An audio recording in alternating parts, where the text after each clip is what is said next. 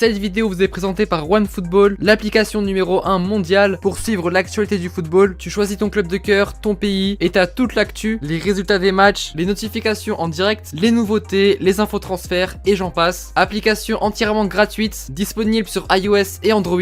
Je vous invite à cliquer sur le lien dans la description pour la télécharger et sur ce, bonne vidéo. Lorsque l'on évoque le championnat anglais, à première vue, on fait référence à la Barclays Premier League, qui est le plus prestigieux, le plus exigeant physiquement pour les joueurs, ainsi que le plus populaire en termes de téléspectateurs. Cependant, qu'en est-il de l'EFL Championship, la deuxième Angleterre, très peu médiatisée en France, réputée pour être la deuxième division la plus sous-cotée du football? Leeds United, Nottingham Forest, Derby County ou encore Hull City, quels impacts ont ces clubs de deuxième division en Angleterre? Que valent-ils en comparaison des autres championnats à travers le monde du football? C'est ce qu'on va voir dans cette vidéo. Mais avant cela, petite présentation avant de rentrer dans le cœur du sujet. L'EFL Championship est une ligue très ancienne puisqu'elle a été introduite en 1892 et ce n'est qu'en 2004 qu'elle a été reconnue en tant que EFL Championship. C'est un championnat qui regroupe au total 24 équipes. Les deux premiers ont directement accès en première division, ce qui était le cas pour Norwich et Sheffield la saison dernière, tandis que les 4 derrière, de la 3e à la 6e place, vont en barrage pour tenter de décrocher une place en première ligue. Le 3e affronte le 6e et le 4e le 5e dans le cadre d'une demi-finale de barrage. Les vainqueurs des deux demi-finales s'affrontent en finale, le jour le plus important et le plus spectaculaire. Mais bon, on reviendra sur ce point dans la vidéo. Aston Villa l'avait remporté contre Derby County. Le club de Birmingham avait été fortement aidé par Tammy Abraham, ayant fini deuxième meilleur buteur d'EFL Championship, derrière Timo Pukki. Maintenant que les présentations sont faites et que l'essentiel soit là, nous allons donc voir en quoi l'EFL Championship est considéré comme le championnat le plus sous-coté du football. On est parti. Numéro 1, un championnat marathon. Ah bah oui, j'en ai parlé brièvement dans l'intro, mais il y a 24 équipes et donc 46 journées au total. Ce qui fait donc 465 matchs joués en une saison de championnat, contre 380 en Ligue 2 ou même en Première Ligue. Comment dire que c'est un championnat qui te met directement dans les conditions physiques afin d'accéder en Première Ligue? C'est pour ça qu'en tant que deuxième division, le niveau en EFL Championship est assez élevé. Avec une telle intensité physique dans les matchs, les clubs de Première Ligue suivent de très près les capacités des joueurs pour les recruter. Le franco-argentin Neil Maupay, qui a signé à Brighton après avoir réalisé une superbe saison avec Brentford en finissant 3e meilleur buteur du championnat. C'est un championnat reconnu comme étant formateur des futurs joueurs de Première Ligue. Ainsi, en disposant de qualités physiques et d'un rythme de jeu très élevé, il s'intègre donc très rapidement en première division. Numéro 2, une ligue très compétitive. Ah mais je vous assure, en Championship, tout le monde peut être champion. Marcelo Bielsa, l'actuel entraîneur de Leeds, avait souligné la compétitivité du championnat. Quand vous regardez les résultats après un match de Championship, c'est compliqué de deviner quelle est la meilleure équipe des deux. Les équipes du haut tableau ne sont pas nécessairement supérieures à celles du bas. Finalement, il n'y a pas de grande différence avec son championnat supérieur à la Première Ligue, puisque même en première division, à chaque début de saison, on se demande qui finira champion. Wolverhampton, qui évolue actuellement en Première Ligue, a fait pas mal d'allers-retours entre la première et la deuxième division. D'ailleurs, en 2017-2018, ils avaient fini champion de Championship avec 99 points. C'est juste énorme. Mais le record du club ayant fini une saison de Championship avec le plus de points est le Reading FC lors de la saison 2005-2006 avec 106 points. 106 points, c'est du jamais vu et c'est d'ailleurs à l'heure actuelle le club anglais ayant remporté une saison avec le plus de points. Bon après c'est logique sachant qu'en EFL il y a 46 journées, c'est bien tu suis. De plus, on pourrait croire qu'un club de première ligue relégué aura plus de chances de finir la saison suivante en Championship champion, mais c'est pas vraiment le cas.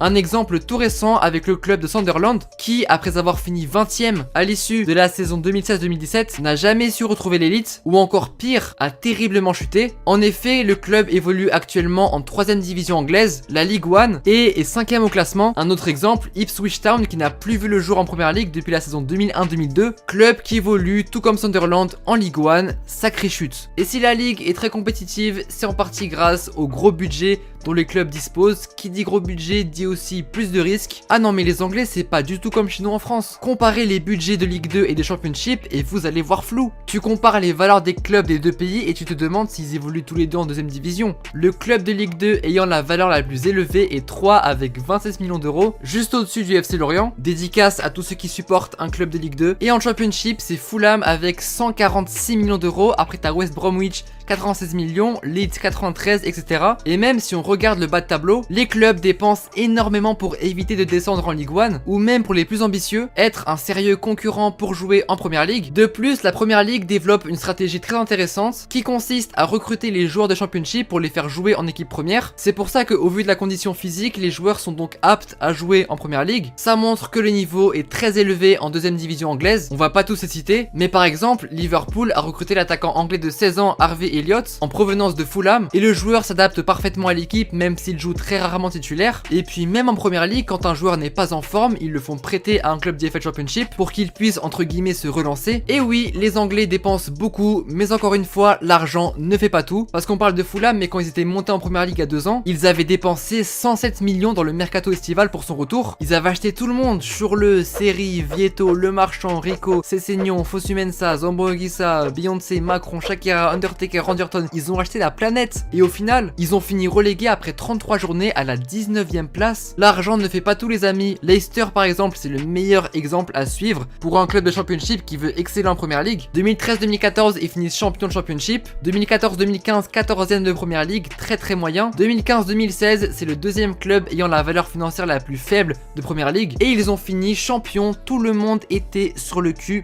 Personne n'avait imaginé un tel scénario. Un des moments les plus incroyables de toute l'histoire du football anglais. C'est du jamais vu et ça rejoint ce que j'ai dit sur la ligue compétitive. Plus de budget, plus de risques sont pris par le personnel du club et donc l'engagement pour monter en Première Ligue est monstre. Numéro 4, l'ambiance dans les tribunes. Ah bah oui mesdames et messieurs, on parle d'un public anglais donc ça rime forcément avec ambiance. Les Anglais là-bas vivent pour le foot. Et puis bon, les stades sont relativement grands si on les compare à la Ligue 2. Juste une petite parenthèse, en faisant la vidéo je ne juge pas la Ligue 2. Je fais juste la comparaison entre deux deuxième divisions. La saison dernière, Aston Villa était le stade le plus grand de Championship avec 42 788 places. On peut le comprendre en sachant que certaines équipes actuellement en Championship ont connu la gloire quand elles étaient en Première Ligue. Tous les clubs de Championship ont une ambiance folle à l'anglaise, sans exception. Cependant, s'il faut en retenir 3, Leeds United, Nottingham Forest et Swansea détiennent la meilleure ambiance et atmosphère dans les tribunes. Cependant, Millwall, l'ennemi éternel de West Ham, serait le club avec les fans les plus violents et détestés de Championship, voire d'Angleterre. Un grand nombre d'hooligans racistes sont présents dans le club du sud-est de Londres. Eux-mêmes l'assument, personne nous aime, on s'en fout. En bref, oui, l'atmosphère en tribune est folle en Championship et c'est loin d'être étonnant lorsqu'on connaît l'amour des Anglais pour le football. Numéro 5, les matchs spectaculaires. Ah bah oui, attends, j'ai parlé d'un match tout à l'heure, Aston Villa Nottingham Forest 5-5. Le niveau ainsi que l'intensité physique sont tellement élevés que sur le terrain, c'est un véritable régal pour quiconque supporter. On a tous entendu parler des matchs de Bielsa qui ont des scénarios de malades. S'il faut retenir ne serait-ce qu'un match, ce serait Birmingham Leeds United pour clôturer 2019, 5-4 pour Leeds. Bon après c'est sûr que comme dans toutes les ligues, il y a des matchs plus ennuyants que d'autres. En tout cas l'année dernière, entre le pressing de Leeds instauré par Bielsa, le collectif de Norwich, Derby County sous la tactique offensive de Lampard et Aston Villa entraîné par John Terry, on était servi niveau entraîneur et style de jeu. J'ai pas trop à développer sur ce point, j'ai seulement à dire qu'il y a une forte intensité dans les matchs. L'EFL Championship a aussi la réputation de connaître des matchs très tendus. Ah bah gros, 46 journées faut les tenir. Forcément il y a des joueurs qui craquent en match et ils donnent tout ce qu'ils ont pour accéder en Première Ligue étant donné que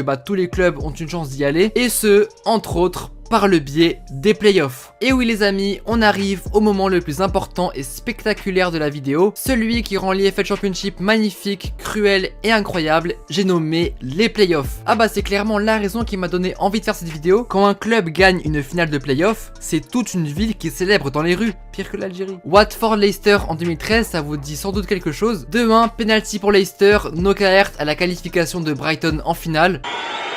Knockout takes, Almunia saves, knockout follows in, Almunia saves again! Absolutely astonishing. Now here come Watford. Forestieri. Here's Hogg! Deeney! Do not scratch your eyes! You are really seeing the most extraordinary finish here. Il rate son penalty et ensuite but de Troy Deeney qui envoie Watford en finale. C'est un des moments les plus fous du foot anglais alors qu'il ne s'agit que d'une demi-finale. Ça montre à quel point monter en première ligue est plus qu'important pour eux, c'est indispensable. S'il faut donner l'exemple d'une finale, en 2014, Bobby Zamora est devenu le héros de l'Ouest de Londres en envoyant Queen's Park Rangers en première ligue, en marquant l'unique but du match à la 90e minute. De toute façon, les matchs avec les buts de dernière minute, c'est les plus fous et vous-même vous le savez. Comme je l'ai dit auparavant, dans ce championnat, tout le monde a une chance de finir champion et donc par conséquent, tout le monde a une chance de jouer les playoffs, ce qui rend chaque match intéressant au vu de l'importance des 3 points. Nottingham Forest est 5ème du classement et c'est actuellement le club qui est resté le plus fidèle à la Championship. Ainsi, le club évolue en Championship depuis 2008-2009. Imaginez-vous donc si le club gagne les playoffs. Ah bah alors là, ce sera toute la ville de Nottingham qui explosera, ce sera juste historique. Il s'agit de l'événement le plus attendu en EFL Championship et c'est ce qui complète ce championnat en le rendant unique, magique, spectaculaire ainsi que le plus sous-coté des 2e divisions.